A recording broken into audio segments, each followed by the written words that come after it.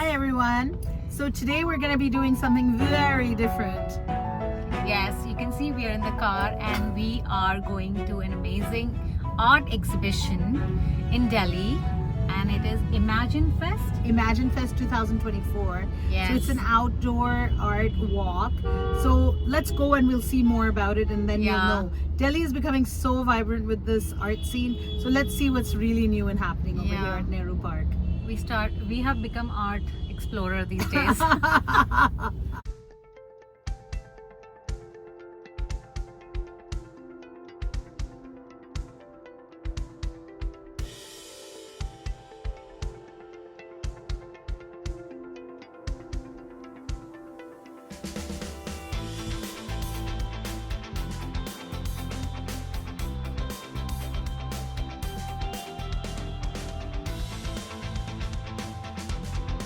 So we went for this amazing art walk with Ashwini Pai Bahadur, who is this multi-dimensional arts procurement specialist and fine arts strategist. And she was a museum professional and editorial consultant for like multiple publications. But at the basis, like her specialty is arts. And so she took us on this walk, and I think Imagine Fest, this just became alive because of her and her conversations and her explanations of each art and artwork. It was really nice. It was amazing. Yeah, it was really nice. I think it was my first rendezvous with real art, Simrit. I've never been to such art show before, and I was so mesmerized and I was so thrilled to see, I mean, such a beautiful art, and that too attainable art. Okay, attainable art. Now, because it was clearly, yes, so clearly it was attainable. Oh wow, that makes some sense. Like otherwise art is like, oh my god. So yes, and it was a wonderful experience being there. And attainable does mean that financially affordable, right? So we all need some really deep pockets to go invest in art, but this particular show, which unfortunately is over, but I'm sure if you guys reach out to us, we can get you in touch with the art galleries that were showing this. It was really amazing that they did seem like very affordable art, even for a collector. I noticed, a different kind of creativity. I got to understand the thought process of the artist when they were explaining their art. I remember there was an art where this is an emotion. It is the brain, how it works from the, depression, happiness, and the patches of hope. And I was like, really? So that's something, the way they think is amazing. And the way they were able to put it on the canvas is more beautiful. Yeah, the light hitting the still art and how that ray of light and the flower going towards, that was very nice. And we started, I think, with the lexicon art, and I was just blown away with the different figures. There were Hindu deities, but with the Madhubani art into it. From the Bengal arts chapter, whatever. And then we went on to what was these easel stories.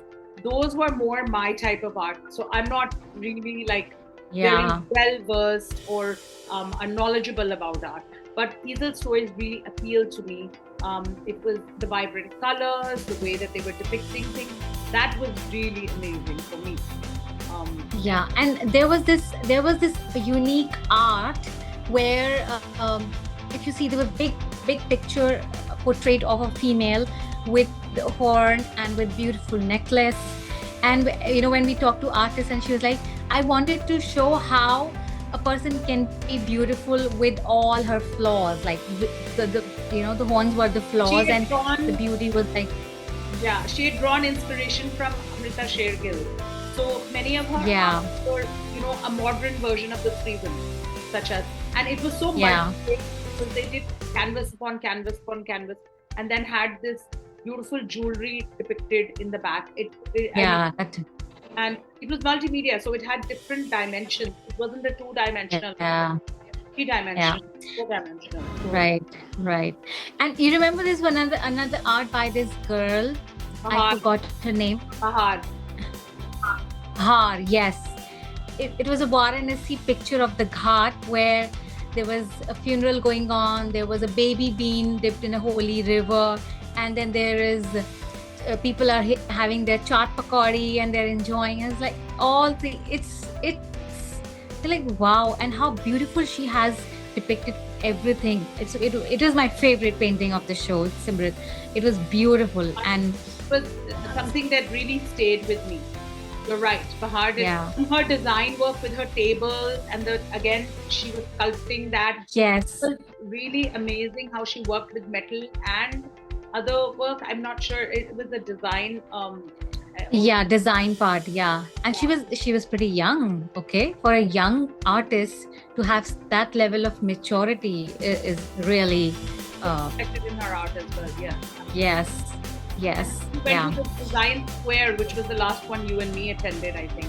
And that had, I think there were 3 different design artists who were there creating, divisions of the rooms, and it was so interesting. I wish I had taken my children and my son, because it really shows sustainable art, design, how it can be created from different mediums.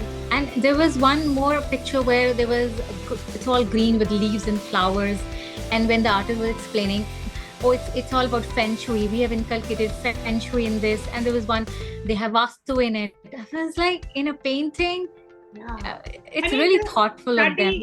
The in-depth study that they've done is really amazing. Like even the canvas with gold, where Hawa Mahal is depicted, but the bodies for the women that was created with gold. Gold, how it looks like when the light falls on it or at night.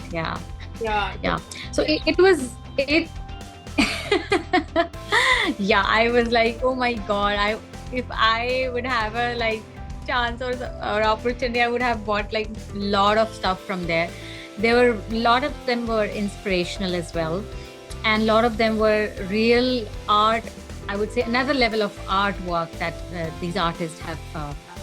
The bright colors that we saw also don't even seem like they're supposed to be from nature.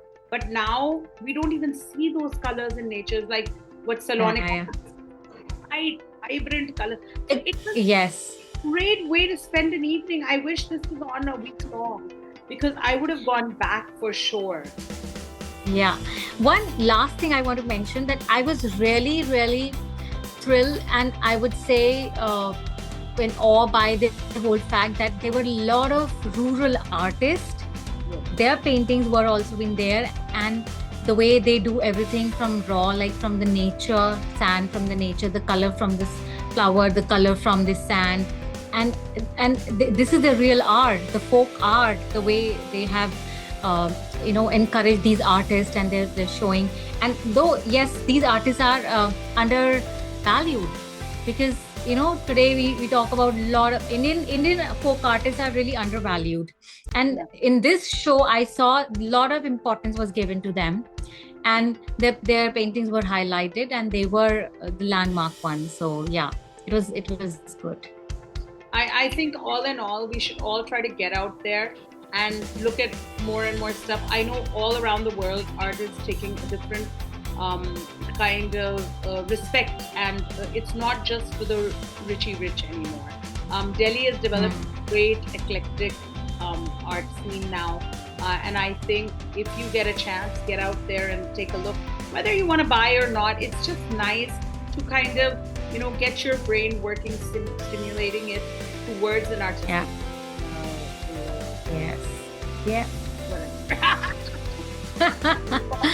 Well, that's all on Talktous today. If you want us to discuss any topic or anything, or you want us to visit somewhere where you want us to go and talk about it, do let us know in the comment section, or you can email us at hello@talktoustoday.com and let your friends know where to find us. And don't forget to hit the subscribe button and hit the bell to stay notified of our videos every Friday at 6 p.m.